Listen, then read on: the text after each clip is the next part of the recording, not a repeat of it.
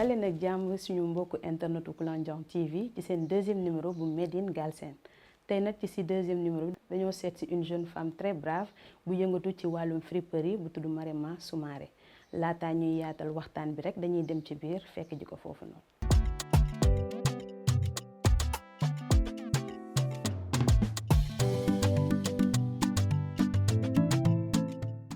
salaam suñu mbokku internet yu Kulanjan TV comme niñ leen ko waxee sànq tey dañoo seet si une jeune brave dame boo xamante ne mu ngi yëngu ci wàllum friperie ñu koy woowee Mariema Soumaré mais laataa ñuy yaatal waxtaan bi dañ koy bàyyi mu daal di présenté wu. salaamaaleykum Mariema. maaleykum salaam Mayana maa ngi leen di nuyu mbokk waa Kulanjan TV di kontaan torop ci invitation bi ak fekk si bii ngeen ma fekk si. alors merci Mariema mun nga présenté wu nga wax ñu sa parcours sa étude ak yëpp. man maa ngi tudd Mariema Soumaré maa ngi dëkk fii nii si Parcelles Assainies unité 12 donc bi ma amee sama licence par la suite essayé wu ma nag jéem a déposé ma ne xaaral ma jéem a jaayantu noonu ci commencement ci jaayantu dem ak ñëw mais bien avant jaayantu bi dama doon voyage ci dem Mali vu que mon père est là-bas donc 2015 maa ngi doon dem foofu depuis bien avant may dem UCAO di def sama études yi donc ci laa demee Mali doon commencé di jaay ay cuub laa njëkk a commencé avant may gën a suuf ci friperie bi donc ay cuub ay ceeb al danke noonu par la suite bi ma demee nag ba nga xamante ne xam nga fii Sénégal nag jaay bi yombul donc dañ ma doon leb ma daanu bi ma daanoo nag terewul bàyyiwuma j'ai pas croisé les bras ma jugaat ma ne xaaral ma xoolaat leneen lu ma def ci laa commencé may defar ay salade de fruits caakiri léegi salade de fruits ak caakiri yooyu nag moo ma permettre ma am amour bi ak passion friperie parce que dama ko doon jëlee de Parcelles Assainies di ko yóbbu rond-point Liberté 6 te rond-point Liberté 6 ku ko xam na ne foofu affaire friperie moom macha allah donc un jour bi ma wàccee noonu ma am 10 000 francs ci laa commencé nag ma ne xaaral pourquoi pas ma essayer. yow li nga jot a def macha allah di mais avec niveau d'étude bi nga xamante ne moom nga am lan moo la poussé à ce que nga ne da ngay entreprendre pourquoi pas ne pas continuer les études dem ci entreprise yi toog wàcc pourquoi pas lu tax nga jël initiative ne tey yow da ngay def li nga xamante ne moom ay friperie. waa comme li ma la expliqué rek tout au début c'était pas quelque chose boo xamante ne loolu laa bëggoon def surtout ak la dame qui m'a élevée elle a toujours voulu que je sois une intellectuelle ou bien être dans le milieu professionnel maanaam dem bureau xëy dem tout parce que loolu la opté woon ci man wax dëgg fa neex yàlla mais man jéem naa essayer déposer une seule fois benn yoon après ma bàyyi ma ne vu que Sénégal parfois da ngay déposer et tout le temps souvent c'est des trucs yoo xamante ne nii maa la boole kii donc te man dama doon nit koo xamante ne nii dama xaw a rëy pour demander service donc ma ne pourquoi pas duma entreprendre parce que gis naa ne samay morom que ça soit femme comme homme dañuy entreprendre et ça marche bien. loolu moo tax. c'est bien léegi yow mën nga ñoo wax nan nga commencé li nga xamante ne moom mooy friperie à travers say fournisseurs. comment tu as fait. pour mën a am tur bi nga am tey macha allah. waaw léegi comme lu may wax souvent rek Mariema tëbul tëb rek am ay fournisseurs Mariema kenn boolewu ko ak kenn comme ce que je vous ai expliqué tout à l'heure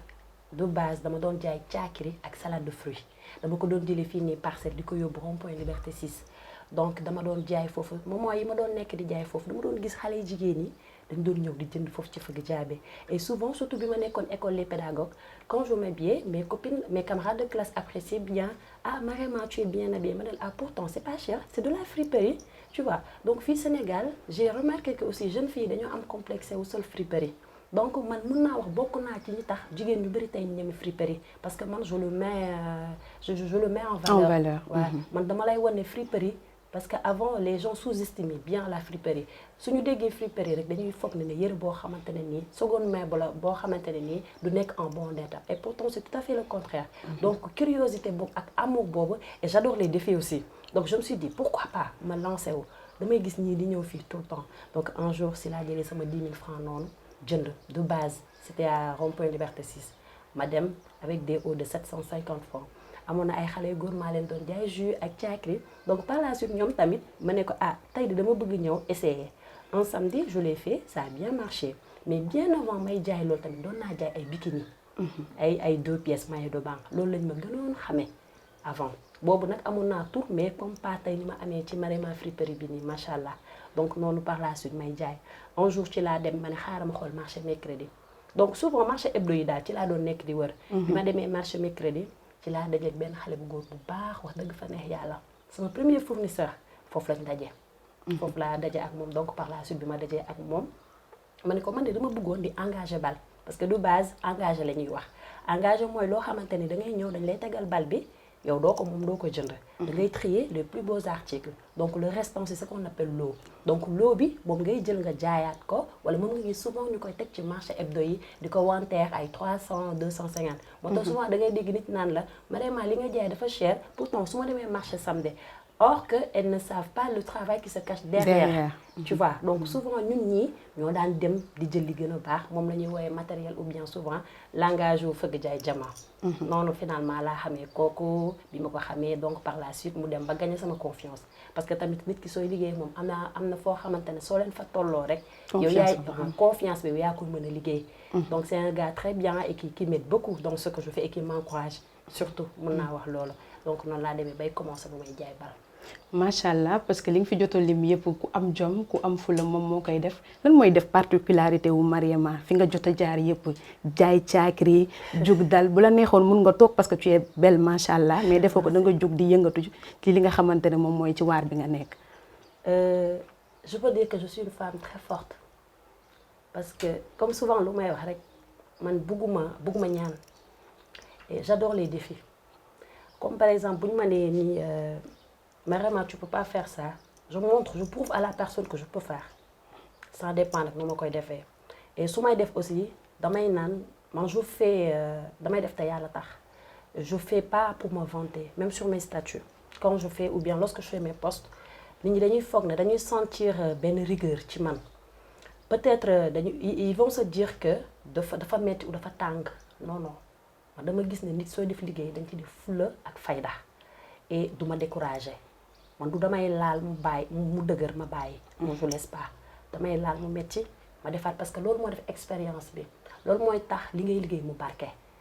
parce que bu yombee torop booy lekk xaalis bi du neex. il faut mu metti nga am jaar-jaar. l'exemple des milliardaires aujourd'hui tu les vois bon su la waxee ñoom fi ñu jaar ba tey jii nii fi ñu am. fi ñu toll nii am nañ jaar-jaar. effectivement man loolu laay wax rek su ma laalee mu dëgër. dama naan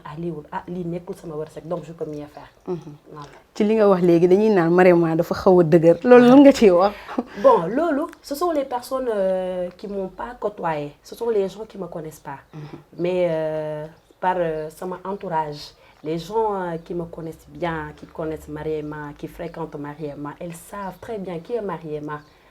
De base ou bien mën naa dire j'ai été éduquée par une dame boo xamante ne souvent je lui disais yow da nga compliqué mu ne ma non je suis pas compliquée j'ai mes principes. donc man tout le temps loolu dama koy jàpp. donc suñu ma waxee dama dëgër wax wala dama compliqué damay naan dama am principe parce que sama bàjjen li ma doon wax avant léegi laa koy door a gis. te ni da ngay am looy bañ. voilà loolu rek la xam nga tey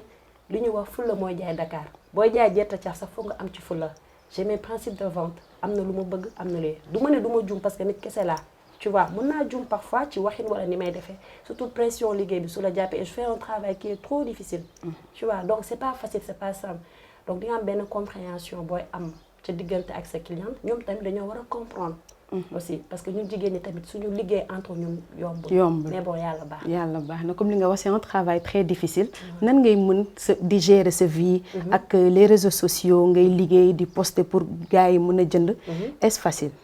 non ce n'est pas facile parce que déjà les jours que je dois faire les tri ou bien déballage non seulement je me réveille très tôt le matin dem Colobane donc d'habitude Colobane je suis là-bas à 7h 8h ba 14h je suis là-bas donc à mon retour. te man tout le temps damay lu may naan la satisfaction de la clientèle c'est ma priorité.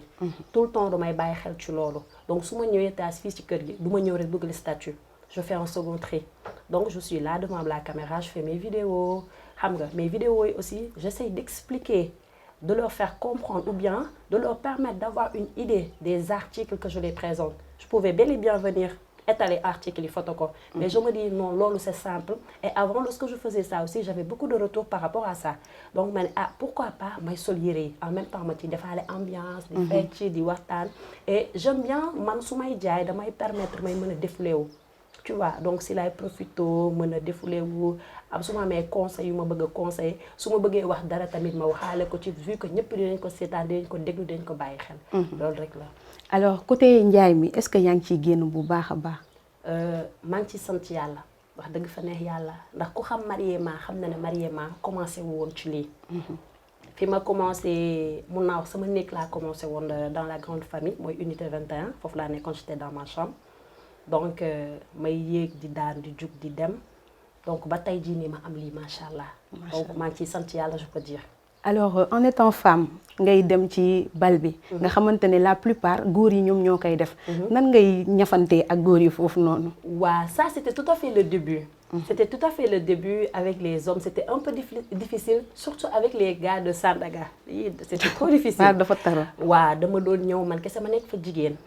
waaw après au début amoon naa au fil du temps amoon naa keneen ku nekk jigéen su fekkee ci yére yi. donc un jour maa ngi koy fàttaliku ki may faral di jox tenue de sport moom tamit on s'est connu au marché samedi. pratiquement sama fournisseur yëpp ci marché hebdo yi laa leen di gisee. parce que man dama soog damay ñëw cokkaas la tooñ la ñu waxtaan noonu après ma essayé. donc bi ma gisee après souvent foofu moom suy dagg bal yi góor ñi ñoo fay nekk dañuy xëccoo. donc man mënuma xëccoo damay taxaw di xool. donc suñu tegee ma jël wala ma ne la frère boo amee may ma sédd ma dara daal genre yooyu. donc am benn xale bu góor benn jour mu sànni benn yére ma xëcc ko ci moom jël ko. rek mu tuddee dama yow dëgër nga fi de ma ne ko am fit moo tax fii gisoo fi benn jigéen man rek maa fi nekk donc noonu doon na métti mais par la suite di nga ci parfois di nga ci tase ay góor yoo xamante ne nii dañ am comme benn degré compréhension que kii jigéen la dafa bëgg daan dooleem te ñoom na ci parfois dama ciy tase ñoo xam te dañ may naw dañ lay naw donc parfois day am tuuti yërmande mais du bari nag du bari ndax góor yi mooy loolu qu'est-ce qui fait la particularité de Mariema par rapport parce que gis nañu réseaux sociaux yi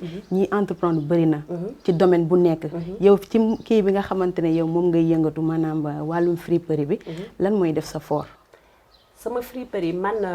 y a une petite différence par rapport aux autres parce que moi je suis dans tout par exemple je fais des tenues de sport je fais des gaines te li ma gën a remarqué ci par rapport ak yeneen femmes yi nekk di jaay kii friperie ñoom souvent ils font des directs moi je fais pas de direct moi je suis là je fais mes vidéos te vidéos yooyu may def dama ciy profité defaale lu bari donc dinaa la jaay wan la ni ngay sañsee dinaa la jaay def la confiance pour que tu aies plus de confiance en soi tu vois parce que souvent man soo gisee jongo may maanaam grande taille yi du ma leen di wax grande taille wala du ma dangaa pataa man dama naan appuccu tu vois donc su ko defee appuccu boobu noonu moo boobu ñoom daf leen di reetaanloo donc dama naan la non parfois aussi xam nga fii Sénégal dañoo am tuuti complexe par rapport à nos rondeurs et formes donc souvent les femmes dañuy am complexe sol yenn yére yi dama naan la non poton bii boo ko sol boo ma ne man mënuma sol robe taille crayon ma ne la non mën nga ko sol man damay jaay geen bi soo ko solee nii lay def sa forme donc souvent man yooyu may profité di def man je trouve que les autres elles ne le font pas en même temps man damay defaale ay sac génn yi dama koy def tenue de sport robe de cérémonie des robes de mariée récemment laa ko commencé donc gisuma tamit ñeneen ñu ko def je pense que loolu mooy particularité par rapport ak ñeneen ñi ci biir sa biir wax yaa ngi wax ni da ngay solal ñi nga xamante ne mooy appuccu yi maanaam pata yi ñu sey yeeg ñëpp comment tu travailles avec elles maanaam jigéen yi de manière générale les femmes de manière générale voilà ça va wax dëgg fa neex yàlla parfois damay faral di jaay ay grandes dames ay ñoo xamante ne ñoo ma mag junni yoon mais ñoom laa gën a mën a composer que sama morom yi ce que j'ai remarqué parce que ñoom dinañ comprendre peut-être même bu fekkee Mariema elle a ses caprices wala Mariema am na ni ñoom am nañ benn mentalité ou bien benn expérience de vie boo xamante ne nii tey jii nii Mariema lu mu indi seen kanam dañu naan xëy na amaana Mariema moom ak sama doom ñoo tolloo donc du ma jéem a indi benn kanam wala benn wax bu sew suñu diggante tu vois man j'aime pas di wax sama diggante ak sama cliente yi wala ñuy réeroo au contraire man j'aime bien soo ñëwee je te mets à l'aise Mariema xoolul ne Mayana 500 la am xoolul ne l'autre 1000 francs la am man pour man ñëpp sama xarit yi sax dañu ma koy jowee ne Mariema jaayam bi amu ci xarit sama xarit dafa may woo jànk tànnal ma dara ma ne la non tu suis les statuts comme les autres parce que dama war a tolloolu ñëpp donc liggéey ak jigéen yombul yow xam nga ci dara donc damay jéem a wàcc mais je me laisse pas faire. effectivement mais jéem a wàcc nag souvent ma jéem a dalal su ma gisee ne dëgër na ma bàyyi su ma demee ba wax rek c'est parce que nit ki daf ma tooñ. du ma ne du ma tooñ nag. mais su ma demee ba wax wala nga gis ma capture dara def ko sama statut rek peut-être que nit ki am na elle a été désagréable ou bien daf may sous-estime parce que souvent fii Sénégal dañuy foog ne suñu lay jox sa xaalis dañ lay sarax surtout suñ côté jigéen ñi. voilà ci point boobu laa bëgg a ñëw parce que tey jii ñu bëri dañuy naan am na ñoo xamante ne dañuy def seen ay commandes mais après. pour ñu jël si ko c'est tout un problème mën nga ñu ñëwal ci foofu noonu tuuti rek. waaw comme man par exemple am na ñoo xam te dañuy commander ñu fay ko ñu bàyyi ko fi ay weer daf may encombrer parce que je me dis tey même un article qui coûte 500 tu le laisses souvent je fais des lingeries aussi. Donc tey tu vois un slip de 1500 nga jënd ko bàyyi ko fi Mariem bàyyi Adama bàyyi Oumy bàyyi dafay encombrer d'autant plus que tout le temps je leur dis que et je leur explique que man awma espace sama boutique wala sama néeg foofu laay nekk di def lu may def. Donc loolu daf may dérange wala am na ñoo xam te ne ñuy commander le lendemain le livreur est là il les appelle du ñu décrocher man maay perte. Mais dama naan yàkkaluñu ma seen bopp la ñuy yàkkal. Parce que man wóolu naa je fais confiance à ma marchandise parce que je me dis demain elle aura besoin de moi. Parce que xam naa li may jaay xam naa ne li may jaay tôt ou tard dinañ ko bëgg. mais du ñu ñeme mais di nga ci gis ku mel ni Marema day ñëwaat boo ñëwee nag dinaa la ah bay passé yaa ma def lii ak lii ak lii wala nga message ma du ma la faale donc da boo ma woowee nga dama Marema lan moo tax ma lay message doo ma tontu dinaa la fois passé da nga commandé. jëloo da nga may yàqal su ma la ko defoon du la neex ainsi de suite. noonu la rek moom yéen waxtaan ba juboo parce que client mënul dem sans ki nga xamante ne moom mooy. voilà te ñoom ñoo ñu fi tax a toog sax na waxtaan fa dëgg. effectivement alors Marema ban jour nga toog xam ne non là ça ne va pas dëgër na ba nga bëgg a décourager est-ce que mës na am. waaw mës na am. Parfois damay def statut nit ñi nag dañu foog ne bu ma defee statut tout le temps dañuy jënd parce que souvent nit ñi dañuy tombel lorsqu'elle me demande un article je dis je réponds vendu so y en a damay dugal statut kenn du jënd ou bien parfois le lendemain mais je montre jamais su moo tax souvent nit su ma ñëwee di ma laaj affaire friperie dama naan la bul loo miinul bul ci ñëw dugg wala bul ñëw tëb rek jënd bal da ngay def nànk parce que fëgg jaay mooy li la mën a may xaalis day jaye jaye bi mooy aujourd'hui da ngay déballer tu verras de très beaux articles dal naa ci macha allah mais suba da ngay ñëw je te jure mën nga teg la ñetti bal dara du ci baax. tu vois et c'est des balles yoo xamante ne peut-être mën na am 200 pièces ci biir de 45 kilos imagine loo jëndee tey benn 90 000 nga am ci 10 pièces yu baax nan nga ko mën a jaayee. surtout ak fii nii fii Sénégal boo waxee lii 3500 wala lii dañ naan dafa cher mën naa ko am lii. mais bon mooy loolu daal. Alors, les problèmes que tu as rencontrés, est-ce que ça t'a rendu forte? Oui, ça m'a rendu forte. Wax dëgg fa neex yàlla parfois ma daje cliente mu wax ma lu ma metti wax dëgg fa neex yàlla mais des fois ma tontu nag je vais pas être du ma fen des fois ma tontu dëgg rek desee su ma cliente waxee loo xamante ne neexuma dinaa jéem a muñ dinaa muñ souvent mais parfois damay tontu jéem a alerter waale ñeneen ñi ne leen man lii laay bëgg sama jaay. S'il te plaît, moi je ne force personne à venir acheter. S'il vous plaît, boo leen demee ba ngeen xam ne yéen a commandé benn article de grâce soo leen ko mënul jël wax leen ma tout en sachant que en friperie chaque article égale une pièce. Donc yow moment bi nga xamante ne ni yow bëggoo ko wala jëloo ko laisse la chance ou bien l'occasion de aux autres. Celle ki nga xamante ne ni elle a toujours voulu profiter des beaux articles de Marema mais musul am chance. Parce que man tout le temps vendu donc tey dina am ku bëgg amaana yow article boobu nga xañ Marema Oumy mënoon na ko am mais non seulement di nga ma xañ xaalis bi xañ ma kee te souvent jigéen ñi soo ñëwee ne ko vendu après nga retourné ko ne ko disponible da koy jëlee neneen. day mel ni comme si que bëggoo koo jaay wala leneen. voilà exactement donc yooyu dama ci loolu moom su ma waxul metti ma rek damay wax lu ma neex loolu moom doon na lu may metti miis naa ko mais daf may metti parce que dama naan man je me donne à fond sur mon travail te lu ma dul def keneen du ma bëgg ku ma ko def donc moo tax souvent nit su ma tooñee rek dafay xam fu may laal daal. alors dañoo nekk ci dëkk boo xamante ne dundin bi dafa metti voilà gis nañ ñoo xamante ne bari nañ jom comme ça genre yi ñu ngi jóg di yeewu di dem entreprendre di andi dara bañ kenn ku leen yàpp dañu am benn partie boo xamante ne dafay adressé wu aux jeunes mun nga jàkkaarloog sa caméra nga adressé quelques mots aux jeunes.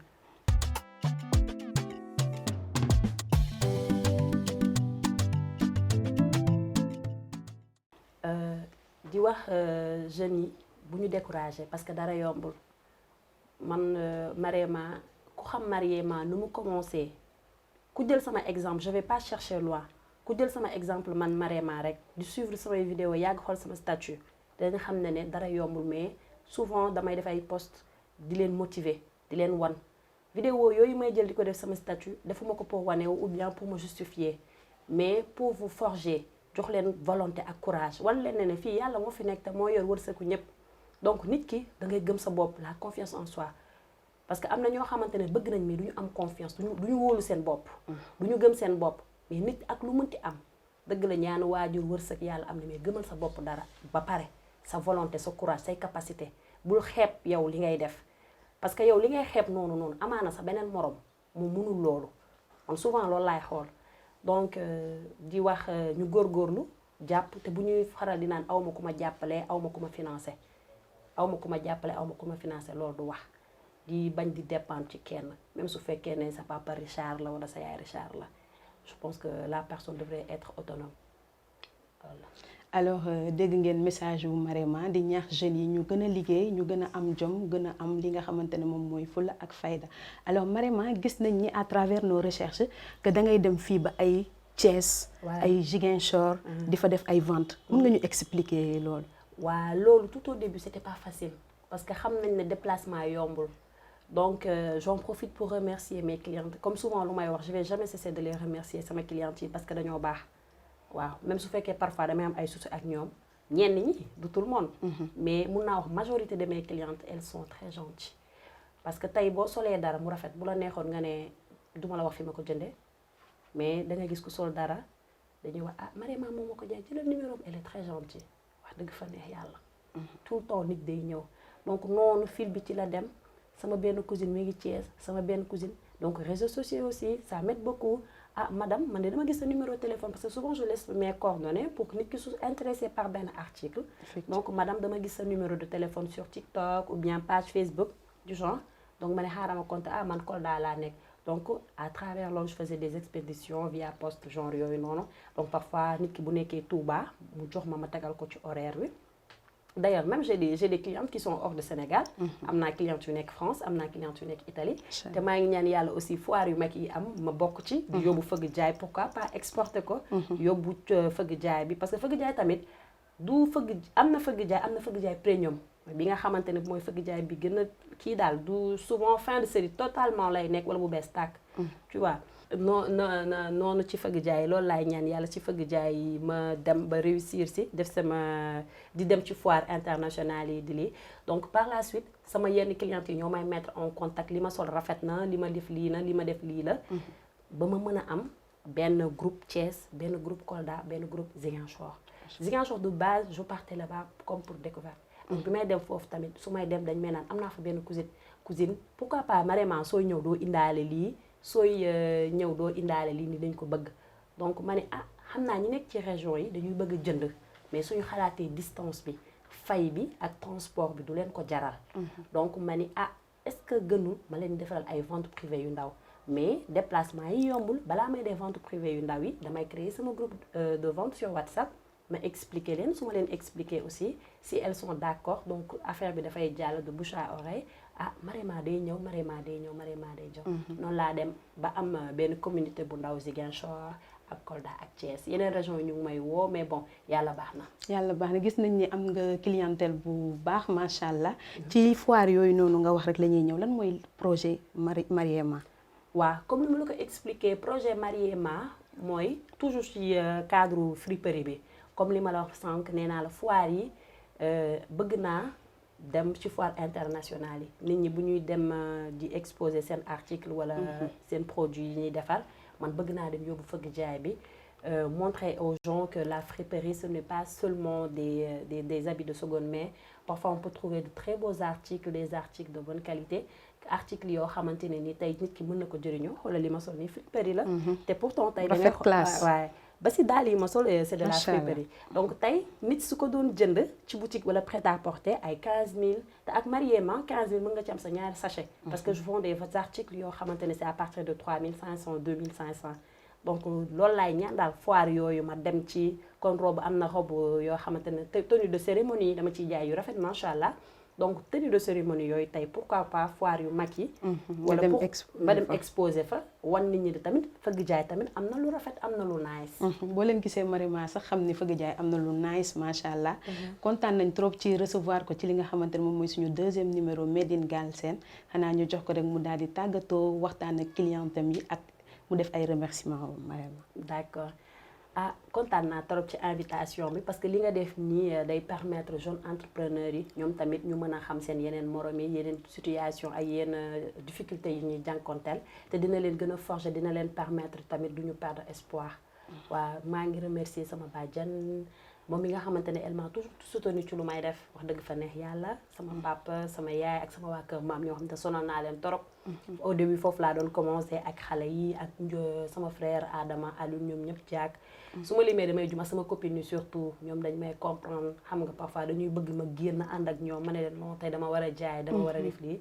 su ma limee damay jum daal ñoom ñëpp maa ngi leen di remercier ak sama fournisseurs yi surtout parce que je travaille avec des gens yoo xamante ne ils sont tellement gentils compréhensifs parce que nit bu la dee jox alalam yéene la ko boo koy jaay du taxaw parce que jaay moom bu amee wax ju bari rek day xaw a dëgër tuuti je sais pas si remarqué nga ko donc dañoo nekk ñoo xamante ne nii même su fekkee ne man maa tax ñu gagné confiance boobu ci man ñoom am nañ ci part de responsabilité parce que dañ ma yërëm parce que nit bu la yërëmee rek dina la yéene dina la mën a yiir dina la mën a defal lu bari dina mën a liggéey ak yow lu bari maa ngi leen di gërëm bu baax sama fournisseurs yi ñu baax et ce sont des grandes personnes ay magum jëm ñoo xam ne mën nañ ma bàyyi wax dëgg fa ne yàlla kenn rek ci gën a jeune mais ñi ci des ñëpp mën nañ ma mais da ngay gis damay wax ñoom comme seen morom tu vois parfois damay wax ay waa man li ma wax sax mbaa ëpp mais dañ maa comprendre lu ma bëgg bal bu wàcc ci marché bi dañ may woo man mosuma dem jëndal sama bopp bal est-ce que xam nga loolu damay tëdd fi mu tëdd ma woote ñoom ñooy dem dugg ci marché bi kenn moo may woo parfois daje naa diw de yow lay utal bagage ma ne ko waa parce que je me dis peut-être confiance boobu noonu man maa ko liggéey man maa leen wan di tax ñoom ñu gëm ma wóolu ma tamit mun naa ñëw ci ñoom jël ay bagage yu bari bal yi nit ñi dañu foog ne que dafa yomb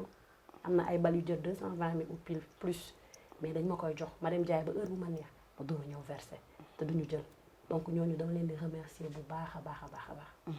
alors suñu mbokku internetu Kulanjan TV dégg ngeen li nga xamante ne moom mooy Marema wax na ko fi mu nekk une jeune fille boo xamante ne elle est très brave macha allah à travers parcours am di nga xamante ne jàmbaar la donc n'hésitez pas ngeen dem suivre ko ci page Instagram am Facebook ak ngeen jël numéro bi ci suuf ngeen mun koo contacter pour ngeen am ci bagage yi ñu leen di jox rendez-vous beneen numéro ci Made in Galsen.